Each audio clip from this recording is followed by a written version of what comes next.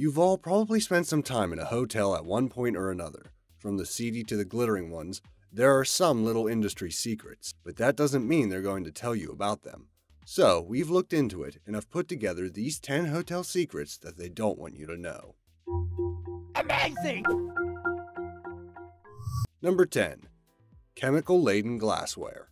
My favorite way to start the day is with a cup of coffee. Any time is good for coffee, really. So it's a wonderful perk when hotel rooms have a coffee maker and some mugs or glasses just waiting to be used. However, all is not perfect with the arrangement, because although cleaners generally leave those rooms as spick-span and sparkling as possible, the crystal-like shine to those glasses and mugs aren't all what they seem. What's horrifying is that in most places, the shine is often due to the quick use of pledge to tidy them up. So if you're in a room with actual glassware, this includes the coffee pot, make sure to give them a quick washout or scrub, or you might notice a hint of lemon with your beverage. This isn't as common across the board anymore, as many chains have pre-wrapped plastic cups instead, but keep this as a reminder all the same. Number 9. Dealing with death. Death is inevitable. It's just a fact of life, especially in the hotel industry. With such a high turnover rate on rooms, someone is bound to pass for one reason or another. What's odd though is that you rarely see or hear about these events occurring at hotels.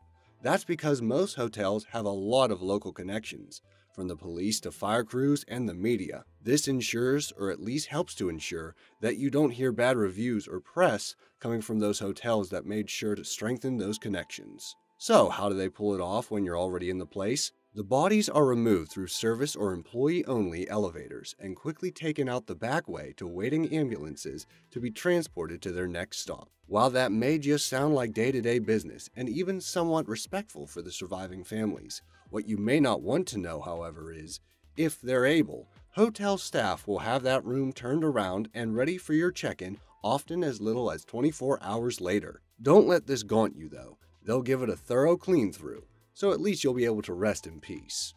Number 8. Direct discounts. The internet is awash with discount sites that pitch you the best prices in the best places. Sadly, this isn't always as honest as it could be. There are several reasons for this. Since hotels want to fill up as many rooms as possible on a given day, they do offer up these savings through sites like that, but they are also paying those sites a commission on rooms that are already discounted, increasing the chances that you won't be getting the best rooms they have. A better way to book your hotel is quite simply to call them directly and place your reservations. All you need to do to get that rate the discount site was offering is to bring up the fact you found a better price here or there and ask if they can match it or better it. They're more likely to match the offer simply because now they don't have to pay the commission to the website partner, leaving more money in their pockets and another customer satisfied. But wait, there's more! Number 7. Don't be so hasty. While you may want to book your room as early as possible before everyone else gets there first, you might be hurting your wallet more than you need to. As I said in the previous example, hotels want to book as many rooms as possible to maximize their profits. To add to this, most hotels try and book to about 110% capacity, knowing full well that there will be cancellations and missed bookings as everyone typically calls in early to get the best rooms, hoping for the best prices. However, if you wait until late afternoon to early evening, say around 5 to 6 o'clock, and book then, you're more than likely to get a better rate for your room, as now as the day has gone on, there have been cancellations and rebookings, transfers, and so on, and the hotel still wants to ensure it's as booked as possible. Now you're in the right space to wheel and deal. Number 6. Search high and low. As you've probably experienced, getting ready for checkout time and leaving the hotel can often be more hectic than arriving. Other people have the same rushes and issues too, and due to that, they often leave behind some very interesting things in their rooms. Since housekeeping has a rather large number of rooms to clean, and a finite amount of time to clean them, they often miss these left behind articles. That's why it's a good idea to give your new room a thorough look through once you arrive.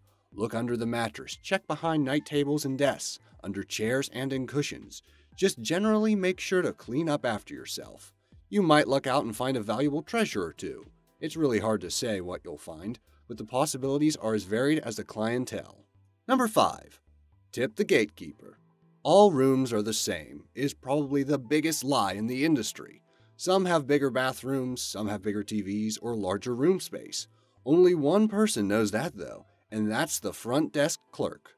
When you're checking in, no matter how long your flight was, no matter how rough a day you've had, make sure you treat this person with all the pleasure you can muster. A nice 20 never hurt things either. Your front desk clerk can make sure you get the bigger room if it's available. They can help you get the best channels, for free maybe. Maybe even comp you a nice bottle of something tasty for the evening. The key here is to remember that this person is working their day-to-day just like you, and something as easy as a warm smile and some respect, along with a couple extra bucks for a job well done, can end up being reciprocated back to you. Sure, they're usually only allowed to do these things for special occasions or circumstances, but for some of these people, a polite interaction and a crisp 20 is a special occasion.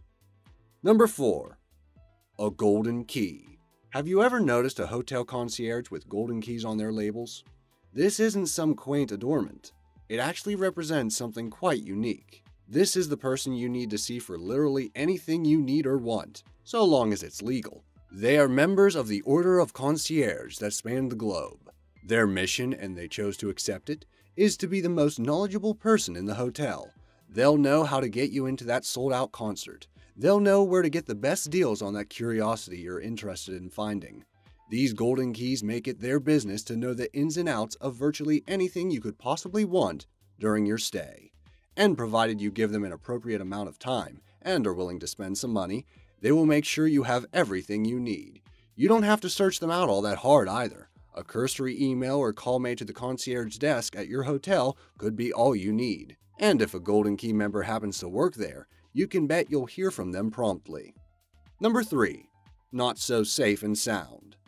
Gone are the days of metal keys. People can cut new ones or just make off with them, meaning locks need to be replaced. So we've moved on to key cards. What a great and novel idea. Less costly, easily replaceable, and with technology we can secure rooms easier by giving keys a time limit. It sounds great and looks great on paper, but contrary to belief, these keys don't make things as secure as you might think. Since these keys are set up through desk terminals during check-in, they are quite simply susceptible to human error.